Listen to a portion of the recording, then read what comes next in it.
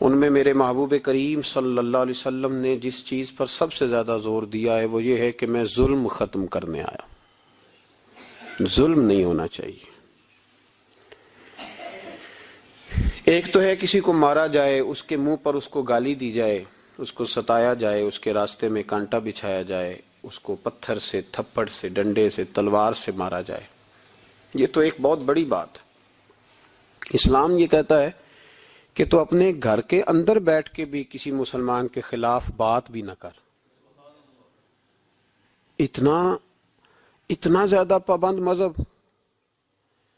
اپنے گھر کی چار دیواری کے اندر بیٹھ کر بھی کسی مسلمان کی برائی کرنے کی، صرف زبان سے سازش کرنے کی بات نہیں، اس کے خلاف منصوبہ بندی کرنے کی بات نہیں، اس کو لوگوں کو اس کے خلاف ابھارنے یا اکسانے کی بات نہیں، خالی اس کے خلاف گفتگو. اور وہ والا عیب جو اس میں پایا جاتا ہے، وہ عیب جو اس میں موجود ہے، وہ عیب بھی تجھے گھر کے اندر بیٹھ کر نجی اور ذاتی محفل میں بھی بیان کرنے کی اسلام اجازت نہیں دیتا. اور اسلام نے اس کو غیبت کا نام دیا. اور میرے نبی پاک صلی اللہ علیہ وسلم نے فرمایا یہ فعل کہ تو گھر کے اندر بیٹھ کر کسی کی عزت کے بارے میں بات کرے، سمجھ لے تو نے زنا سے بھی برا کام کیا. یہ بدتر ہے زنا سے بھی. یہ جو زیادتی اور ظلم ہے نا میرے بھائی، اس کو اسلام نے اس قدر زیادہ ناپسند کیا، اور اس پر اسلام نے اس قدر زیادہ احکامات بیان کیے. میرے نبی کریم صلی اللہ علیہ وسلم نے فرمایا قیامت کے دن اللہ مظلوم کے ساتھ ہوگا. اللہ کس کے ساتھ ہوگا؟ قیامت کے دن اللہ مظلوم کے ساتھ ہوگا. اور یہ لفظ ہیں حدیث مبارکہ میں ابن حجر علیہ رحمہ نے لکھے، اللہ قیامت کے دن مظلوم کے ساتھ ہوگا. اور اگلے لفظ سنو گے تو حیران رہ جاؤ گے. فرمایا اللہ قیامت کے دن مظلوم کے ساتھ ہوگا اگرچہ وہ مظلوم کافر ہی کیوں نہ ہو. اگرچہ وہ مظلوم، اللہ اس کے ساتھ ہوگا. اللہ قیامت کے دن مظلوم کے ساتھ ہے، اگرچہ وہ والا رٹا نہیں کہ میری برادری کا ہے تو میں نے سپورٹ تو کرنی ہے نا. ہم تو ظالموں کے ساتھ ہوتے ہیں. ہمارے دیہاتوں میں رواج ہے کہ نوجوان کسی کی عزت پر ہاتھ ڈالتا ہے، کسی کی بیٹی کو بھگا کے لاتا ہے تو اس کے دوست اس کی مدد کرنا فریضہ سمجھتے ہیں، اس کو سپورٹ کیا جاتا ہے، اس کو رہنے کو جگہ دی جاتی. ہم یہ نہیں دیکھتے کہ وہ چوک میں لڑائی ہوئی ہے اور ہمارے بچے کی کسی کے ساتھ پٹائی ہوئی تو ہم تو بندوقیں، ڈنڈے، کلاڑیاں اٹھا کے چلے جاتے ہیں. وہاں جا کے تحقیق پہ پتہ چلتا ہے کہ ظلم تو ہمارے بچے کا ہے. تو پھر مدد کس کی کرنی چاہیے تھی؟ ہم کس کی کرتے ہیں؟ میرے نبی کریم صلی اللہ علیہ وسلم کو اپنی امت سے بڑا پیار ہے، حضور کو بڑی محبت ہے. فرمایا قیامت کے دن لوگ اپنے اپنے ممبروں پہ بیٹھیں گے پر میں سجدے میں گر کے اپنی امت کی دعائیں مانگوں گا. قیامت میں جو بچے گا وہ میرے نبی پاک کی برکت سے بچے گا. لیکن رسول کریم علیہ الصلوۃ والسلام نے فرمایا ظلم کر کے نہ آنا، تمہاری باقی کمیوں پہ میں پردے ڈلوا دوں گا. ظلم کر کے نہ آنا. امام بہق کی روایت لائے ہیں، محبوب پاک نے فرمایا میرے امتی نے کسی ذمی کافر کے ساتھ اگر زیادتی کی، وہ ٹیکس دیتا تھا، جزیہ دیتا تھا، ذمی کافر تھا، اور میرے امتی نے اگر اس کے ساتھ زیادتی کی تو نبی پاک صلی اللہ علیہ وسلم فرماتے ہیں میں قیامت کے دن اس کافر کے ساتھ مل کر اپنے امتی پر اللہ کی بارگاہ میں مقدمہ دائر کروں گا. میں خود مقدمہ دائر کروں گا. یہاں ظلم کی آندھیاں چلتی ہیں، طوفان چلتے ہیں، لوگ دوائیوں میں ظلم بیچتے ہیں، لوگ تعلیم کے نام پر ظلم کرتے ہیں، لوگ خیر کے نام پر ظلم تقسیم کرتے ہیں. یہاں اللہ اکبر ایسے ایسے رنگ دیکھنے کو ملتے ہیں. اب بنے گا کیا؟ کیا ہر زینب اسی طرح تڑپ کے چلی جائے گی؟ اس کا رزلٹ کیا نکلے گا؟ ہمارے ہاں تو نمبر گیم چلتی ہے. سیاستدان شعر لکھ کے لاتے ہیں، وہ ٹی وی پہ بیٹھ کے ایک دوسرے کو نیچا دکھانے کی کوشش کرتے. ساری سیاسی جماعتوں کے سربراہوں کو وہاں ہونا چاہیے تھا کہ نہیں ہونا چاہیے تھا؟ کیوں نہیں بولتے آپ لوگ؟ آپ کب بولیں گے؟ ابھی بھی وقت نہیں آیا آپ کے بولنے کا. ان کو وہاں ہونا چاہیے تھا کہ نہیں ہونا چاہیے تھا؟ یہ آپ کے نمائندے ہیں، ان کو ہونا چاہیے تھا وہاں. میرے نہیں ہیں، اللہ جانتا ہے، ایک بھی نہیں ہے ان میں سے. سوال ہی نہیں پیدا ہوتا. ہمارے یہ نمائندے ہوں گے؟ سوال ہی نہیں پیدا ہوتا. ہمارے نمائندے نہیں ہیں یہ، آپ کے بھی نہیں ہیں. بس تھوڑا سا وقت اور رہ گیا ہے، پھر انشاءاللہ سارا پاکستانی سمجھدار ہو جائے گا. یہ کسی کے بھی نہیں ہے. میرے بھائی، نمبرنگ ہو رہی ہے. میں رات گجرات میں تھا تو میں کہہ رہا تھا کہ ایک صاحب کہنے لگے مجھ سے وہاں کے پنجاب کی حکومت کو ریزائن کرنا چاہیے تھا کہ نہیں کرنا چاہیے تھا. تو میں نے کہا ریزائن وہ کرتے ہیں جن کے اندر کچھ تھوڑا بہت شرم کا مادہ ہوتا ہے. یہ لوگ ریزائن کریں گے؟ یہ کیسے کر سکتے ہیں؟ اور پھر ریزائن صرف ان کو نہیں کرنا چاہیے تھا. میری تو دعوت یہ ہے کہ ہر سیاسی جماعت ریزائن کرے. ہم اس ملک میں سیاست نہیں کریں گے. مذہبی جماعتیں تبلیغ کرنا بند کر دیں. پیرانے عظام گدی نشینیاں چھوڑ کے باہر نکلیں. یہ جو ہر چوک اور ہر چوراہے میں لوگ نصیحتوں کا بازار گرم کر کے کھڑے ہیں، یہ چھوڑ دیں. کیا اثر ہے تمہاری تبلیغوں کا؟ کیا مل رہا ہے قوم کو؟ تمہاری گدیاں کیا تزکیہ نفس کر رہی ہیں؟ اور ہر اس آدمی پہ مقدمہ ہونا چاہیے جس کے موبائل میں گندی فوٹو ہے. ہر وہ آدمی مجرم ہے جو گند دیکھتا ہے، گند آگے تقسیم کرتا ہے.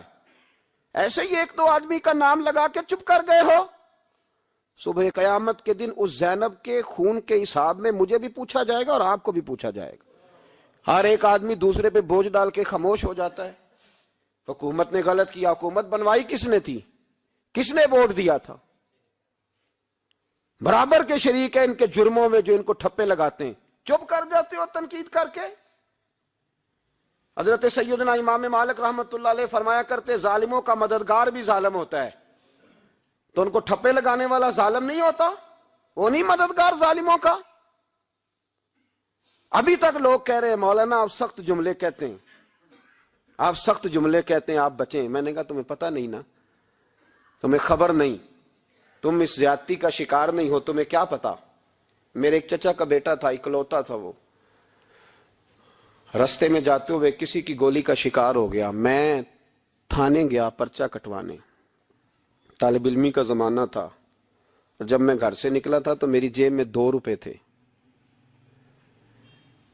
میرے تو ابا جی بڑی دیر پہلے انتقال کر گئے. چچا کی یہ حالت تھی کہ وہ بیچارے اٹھنے کے قابل نہیں رہے. ایک بیٹا تھا. اور میں جب تھانے گیا تو میں نے پرچہ کاٹنے والے سے کہا کہ قتل ہو گیا ہے، پرچہ کٹوانا ہے.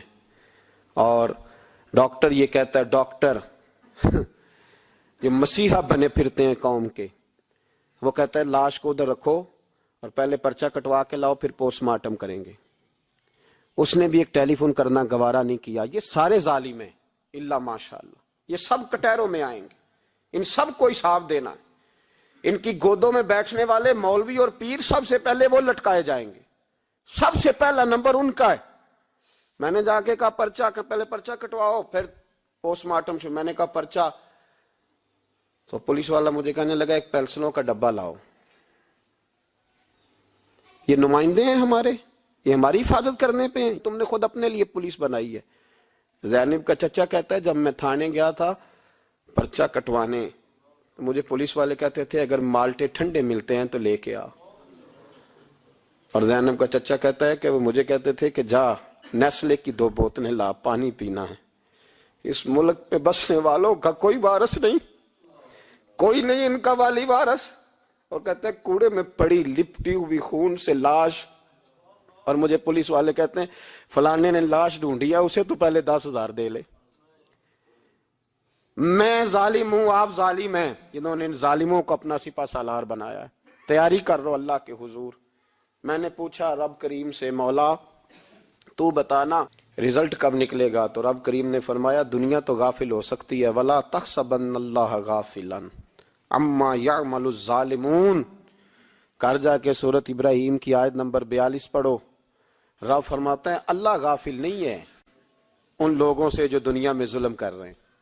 اللہ ظالموں کے کاموں سے غافل. تو پھر مولا رزلٹ کیا ہے؟ فرمایا انما یؤخرہم لیوم، اللہ نے ایک دن کے لیے یہ فیصلے رکھے ہوئے، رب روز عدالت نہیں لگائے گا، اللہ نے ایک دن رکھا ہوا ہے۔ تشخص فیہ الابصار، فرمایا میں ظالموں کو اس طرح لٹکاؤں گا کہ لوگوں کی آنکھیں کھلی کی کھلی رہ جائیں گی۔ میں ظالم کو، رب کریم فرماتا ہے مجھے کوئی غافل نہ سمجھے، وقت آنے والا ہے، وقت آنے والا ہے۔ حضرت وہب ابن منبہ رحمت اللہ تعالی علیہ فرماتے ہیں، آپ فرماتے بنی اسرائیل کے اندر ایک بادشاہ بڑا ظالم تھا، اس نے محل تعمیر کرنا شروع کر لیا، محل بن رہا ہے، محل کے بیچ ایک جھونپڑی آ گئی، کٹیا ایک بوڑھی عورت کی، تو بادشاہ نے اس بی بی سے کہا کہ یہ کٹیا، یہ جھونپڑی دے دو،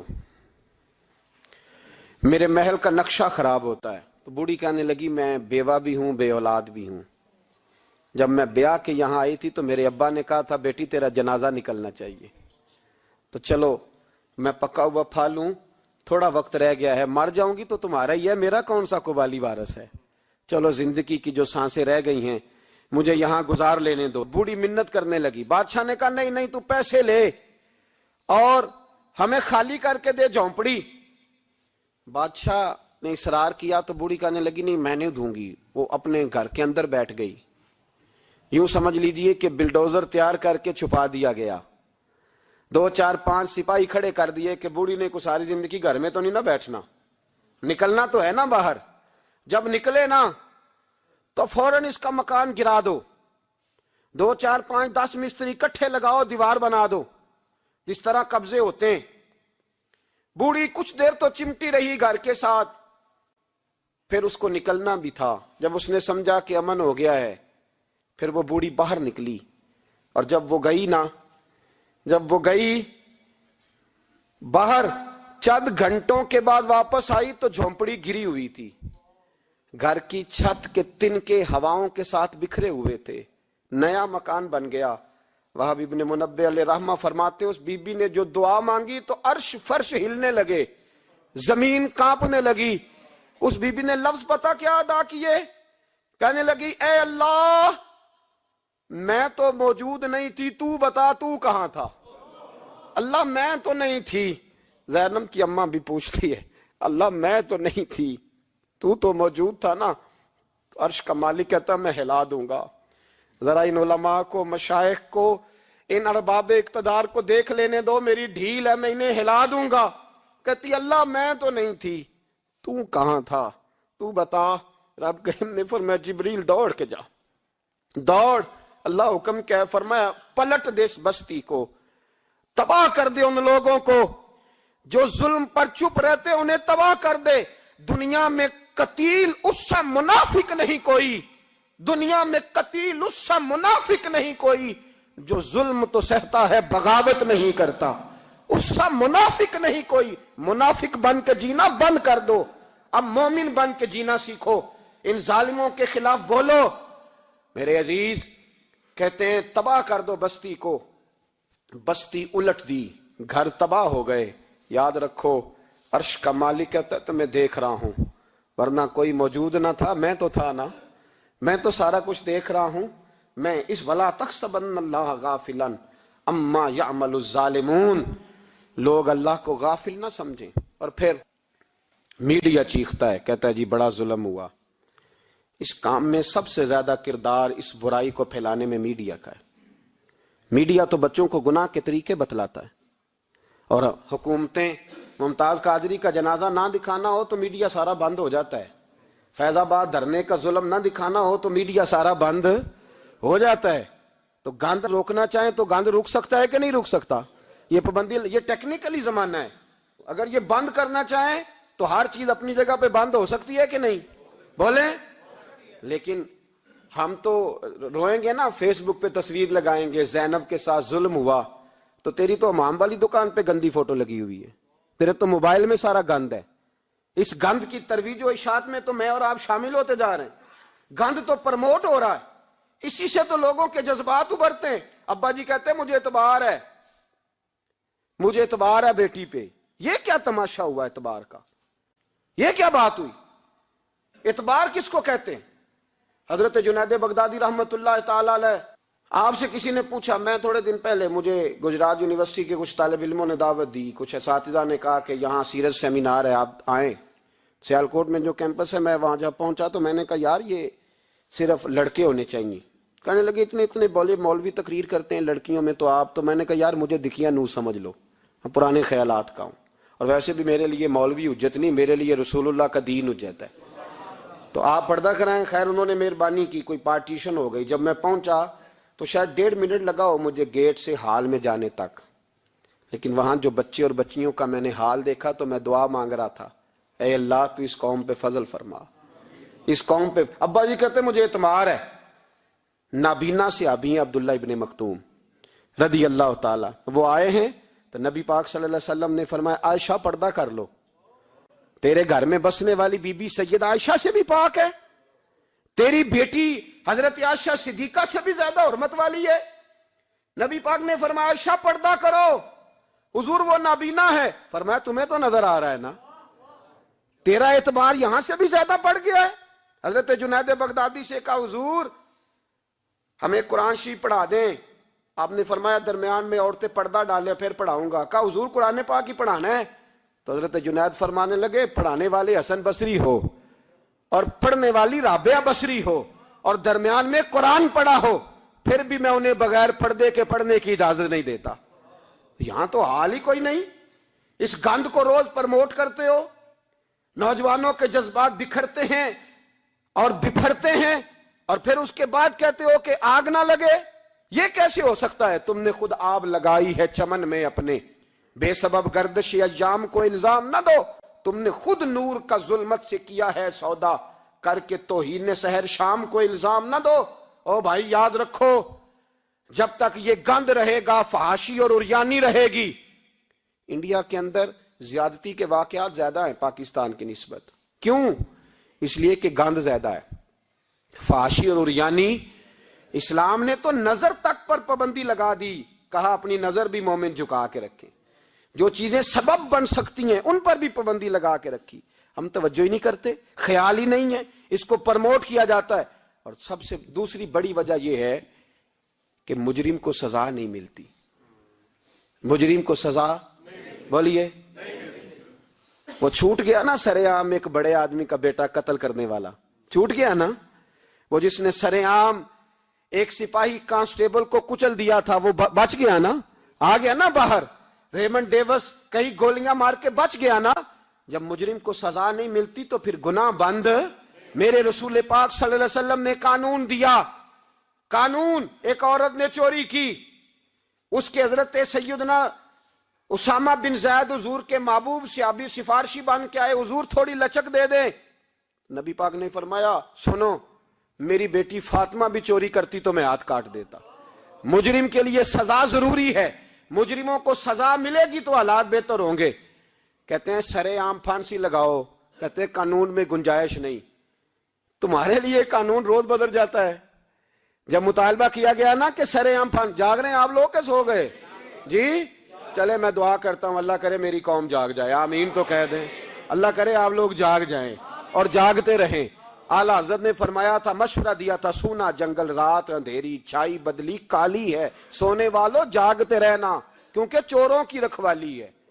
سونا جنگل رات اندھیری، چھائی بدلی کالی ہے، سونے والوں جاگتے رہنا، چوروں کی رکھوالی ہے۔ کہا گیا سر عام پھانسی دو، تو کہنے لگے آئین میں گنجائش نہیں چوک میں پھانسی دینے کی، اور تمہاری ضرورت پڑے تو آئین میں ترمیم ہو جاتی ہے۔ تو آج زینب کو ضرورت پڑی ہے تو کیوں ترمیم نہیں ہو سکتی؟ آج ایک غریب مظلوم ماں کو ضرورت پڑی ہے تو ترمیم کیوں نہیں ہو سکتی؟ انہیں چوک میں پھانسی دو، انہیں لٹکاؤ، انہیں کاٹ کر کتوں کے آگے ڈالو تاکہ ہر ایک کی بیٹی محفوظ رہ سکے۔ اور وہ زینب کسی اور کی بیٹی نہیں، وہ میری بیٹی ہے، وہ میری بیٹی ہے۔ کبھی 6 سال کی بیٹی سینے پہ لٹا نا اور پھر اس باپ کا درد محسوس کر، تجھے اندازہ ہو کہ بیٹی تو بیٹی ہوتی ہے۔ حاتم تائی کی بیٹی ننگے سر دربار رسالت پہ آئی تو میرے نبی پاک نے چادر دی۔ سلمان فارسی کہنے لگے سونیا کافر کی بیٹی ہے، تیری پاک چادر ہے، میں اپنی نہ دے دوں؟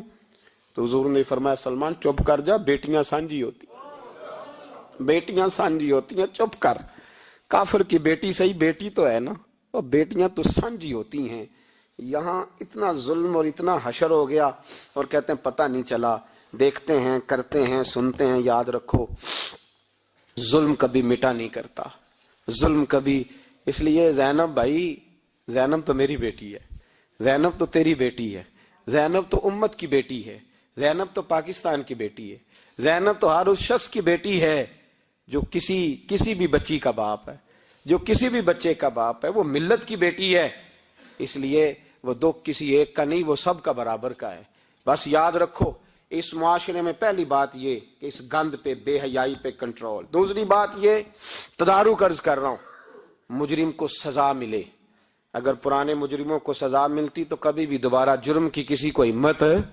حضرت عمر کے زمانے میں جرم کیوں بند ہوئے تھے؟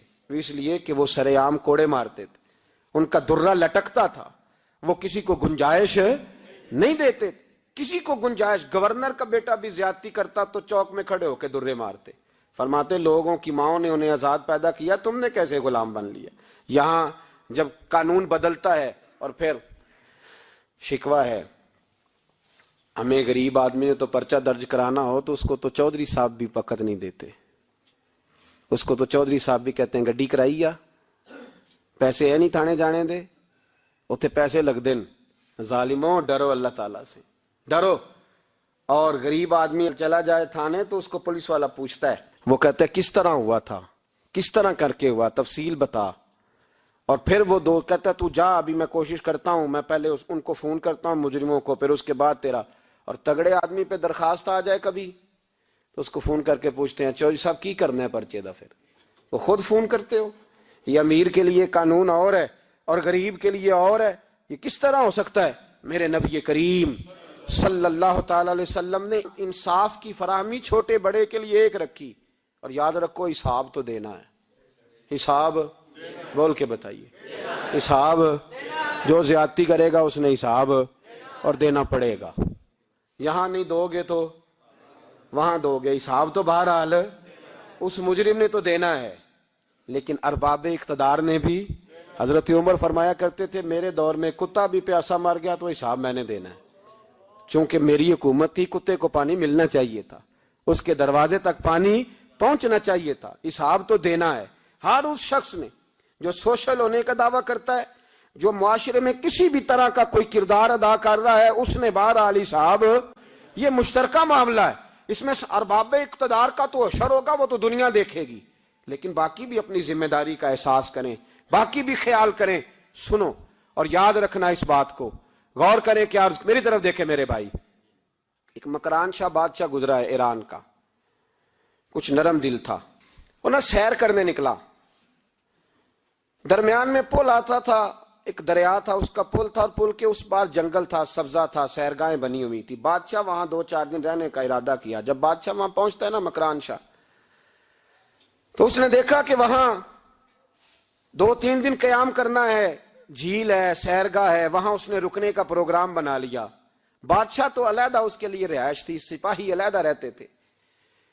یہاں تو لوگ کہتے ہیں نا وہ پولیس کو ڈانٹتے ہیں، پولیس کو پوچھتے ہیں، او بھائی پولیس تو تمہارے ماتحت ہوتی ہے، پولیس تو سمجھ گئی ہے کہ تم کس طرح ان سے کام لیتے ہو، ان کو تو تم اپنے تحت رکھتے ہو۔ پولیس والے علیحدہ رہتے تھے، اس کے ساتھ جو سپاہی گئے ہوئے تھے، گن مین گئے ہوئے تھے۔ مکران شاہ سیر سپاٹے پہ رہتا تھا۔ ایک بوڑھی عورت تھی، اس کی ایک گائے تھی، وہ جنگل کے اندر بوڑھی رہتی تھی، گائے اس کی وہاں چرتی رہتی تھی۔ شام کو وہ گائے گھر لوٹتی، بوڑھی دودھ پی کے سو جاتی۔ سپاہی اس بوڑھی کے پاس آئے، کہنے لگے تیری گائے بڑی صحت مند ہے، ہمارے ہاتھ بیچ دے۔ بوڑھی نے کہا میرے بڑھاپے کا سہارا ہے، اس کا دودھ پی کے میں زندہ ہوں، بیچوں گی نہیں۔ وہی والا کام جو ہمارے ملک میں ہوتا ہے کہ قیمت کے ساتھ زمین دینی ہے کہ مفت دینی ہے۔ جب بڑے آدمی کو پسند آ جاتی ہے تو کہتے ہیں مول دینی ہے کہ مفت دینی ہے، دینی پڑتی ہے، غریب ہے، کیا کریں، مجبور ہے، مظلوم ہے۔ کہا بوڑھی عورت سے سپاہیوں نے بیچ دے، کہا نہیں، کہنے لگے نہیں بیچے گی تو ہم لے لیں گے۔ اس عورت کی گائے زبردستی سپاہی ذبح کر کے کھا گئے۔ بوڑھی نے بادشاہ تک پہنچنا چاہا لیکن اس کو پہنچنے نہ دیا گیا، منع کر دیا گیا، اس کی رسائی نہ ہو سکی، غریب عورت تھی۔ جس دن مکران شاہ واپس آ رہے تھے نا سیر کر کے، پل سے گزر رہے تھے، تو کسی نے بوڑھی سے کہا کہ بادشاہ گزرے گا، وہ چھپ کے پل پہ بیٹھ گئی، اور مکران شاہ جب پل سے گزرنے لگے تو بوڑھی آگے آئی اور اس کے گھوڑے کی لگام پکڑی، ایسا جملہ کہا کہ مکران شاہ چکرا کے زمین پہ گرا، اور بوڑھی کہنے لگی مکران شاہ تیرے سپاہی میری گائے ذبح کر کے کھا گئے ہیں، تو بتا اس کا حساب اس پل پہ کھڑے ہو کے دینا کہ پل صراط پہ دینا ہے؟ بتا یہاں کھڑے ہو کے دے گا کہ وہاں کھڑے ہو کے دے گا؟ بول ارباب اقتدار، حکومت کے ایوانوں میں بیٹھنے والوں، بتاؤ زینب کا حساب قصور کے چوک میں کھڑے ہو کے دو گے کہ میدان محشر کے چوک میں کھڑے ہو کے دو گے؟ بتاؤ کہاں حساب دینا ہے، یہاں دینا ہے کہ وہاں دینا ہے؟ حساب تو بہرحال تمہیں دینا ہے، اس قوم کو اس کا حساب تو، زینب کا حساب تو دینا ہے، دینا پڑے گا، دیا جائے گا، پوچھا جائے گا۔ بتاؤ یہاں دینا ہے کہ وہاں دینا ہے؟ دینا تو پڑے گا، یہاں دو گے تو ہو سکتا ہے قیامت میں بچ جاؤ، اور اگر یہاں نہیں دو گے تو وہاں لٹکا دیے جاؤ گے، رسوا کیے جاؤ گے، پوچھا جائے گا۔ مکران شاہ چکرا کے گرا زمین پہ اور گر کے کہنے لگا بی بی میں وہاں حساب نہیں دے سکتا، دو دینا یہیں لے لے، جو لینا یہیں لے لے، آ جاؤ آ جاؤ، وقت ہے، گنجائش ہے، مہلت کے دنوں میں توبہ کر لو، پلٹ آؤ، اللہ کے حضور حاضر ہو جاؤ۔ اس معاشرے کو صفائی کی ضرورت پڑ گئی ہے، اس معاشرے میں ہر آدمی اپنا کردار ادا کرے، ظالم کے خلاف اٹھے، بے حیائی، فحاشی، عریانی، بدنگاہی، اس کے خلاف اٹھے۔ حضرت امیر معاویہ رضی اللہ تعالیٰ عنہ اپنے دور حکومت میں باہر نکلے، ایک بی بی با پردہ عورت برقعے میں گلی میں گھوم رہی تھی، برقع ڈال کے۔ حضرت امیر معاویہ دوڑ کے مسجد چلے گئے، رونے لگے، کہنے لگے صحابہ کے زمانے میں یہ عورتیں گلی میں آ گئی ہیں، ہمارے دور میں ہی آ گئی ہیں، کہیں اللہ کا قہر نازل نہ ہو جائے۔ حالانکہ وہ با پردہ تھی بی بی، یہاں تو بڑی ڈٹائی کے ساتھ فرنٹ سیٹ پہ بے پردہ عورت کو بٹھایا جاتا ہے اور دلیلیں دی جاتی ہیں کہ ہم پڑھ لکھ گئے، ایف ایس سی اور بی ایس سی ہماری تعلیم ہے، ہمارے پاس ابھی تازی تو کار آئی ہے، تو بتائیں نا کہ جو کار پہ بیٹھی ہے وہ کار کی مالکن ہے۔ یہاں تو ہر چیز کھول کے بیان کرنا لوگوں نے اپنے لیے ضروری سمجھ لیا ہے، اپنے کلچر کا حصہ بنا لیا ہے۔ خدا را فحاشی کے خلاف، بے حیائی کے خلاف، عریانی کے خلاف اٹھو اور اس پل کو باندھو۔ جب تک فحاشی رہے گی، عریانی رہے گی۔ پاکستان میں 10 کے قریب بچوں کے ساتھ روز زیادتی ہوتی ہے، یہ آپ کے قومی اخبارات کی آج صبح کی رپورٹ ہے۔ یہ تو وہ چیزیں ہیں جو کھل کے باہر آ گئیں، اور اس کے علاوہ جو بے حیائی کے اڈے کھلے ہوئے ہیں، نہ جانے ان کی تعداد کتنی، کس قدر زیادہ ظلم ہو رہا ہے۔ میرے رسول پاک صلی اللہ تعالی وسلم نے فرمایا جب کوئی زنا کرتا ہے تو ایمان اس کے سینے سے نکل جاتا ہے اس کے سینے سے۔ آنکھوں پر پردہ ہونا چاہیے، کانوں پر پردہ ہونا۔ اور اگر زینب کے قتل کے بعد بھی کسی کے موبائل میں گندی تصویر ہے اور اس کے قتل کے بعد بھی بے حیائی کے گانے اس کے موبائل میں ہیں، تو پھر وہ رسم کے آنسو نہ بہائے، پھر وہ صرف 2 منٹ کے لیے آگے بڑھ کے مرثیہ خان نہ بنے، وہ پھر شاعر اور ادیب بننے کی کوشش نہ کرے، اور پھر اپنے حصے کا جملہ لگا کر اپنے آپ کو فیس بک پہ ایکٹیو رکھنے کا تماشا نہ کرے۔ کیا مطلب ہوا ان چیزوں کا؟ اگر ابھی بھی برائی کے خلاف نہیں اٹھنا، بے حیائی اور فحاشی کے خلاف نہیں اٹھنا، میرے عزیزو آخری بات سننا اور اس کو ہمیشہ یاد رکھنا۔ میرے نبی پاک صلی اللہ تعالی علیہ وسلم نے فرمایا ہے کسی ایک مسلمان کے قتل میں اگر اہل زمین، اہل آسمان سارے بھی شریک ہو جائیں، سارے، تو فرمایا ہو سکتا ہے اللہ سب کو جہنم میں ڈال دے۔ اس لیے کہ جو قتل ہے نا، قتل ایک ہے زیادتی اور ایک ہے پھر اس کے بعد قتل۔ ایک انسان کا قتل انسانیت کا قتل، اتنا بڑا ظلم۔ اور یہاں تو اب قتل کی خبر آ جائے نا اخبار پہ تو اتنی دلچسپی والی رہتی نہیں، اتنے لوگ قتل ہو گئے کوئی حرج نہیں۔ یہ تو ہمارے ہاں تو کسی سیاستدان کی شادی کی خبر آئے گی تو وہ دلچسپی والی ہوگی، اس پر تبصرے ہوں گے، کمنٹس ہوں گے، ایک بندہ مر گیا ٹھیک ہے، غریب آدمی تھا، قتل ہو گیا، جان چھوٹی، معاذ اللہ، اس پہ کون توجہ کرتا ہے؟ یہاں تو ان کے میلے چھیلے تماشوں پر لوگ تبصرے کرتے ہیں۔ یہ جو کوئی نئی ایکٹنگ کرتے تھے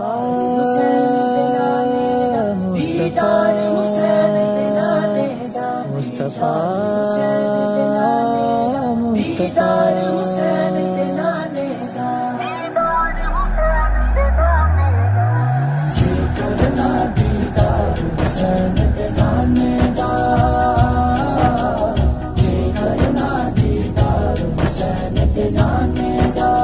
ہو جایا عاشق یار حسین دے نانے دا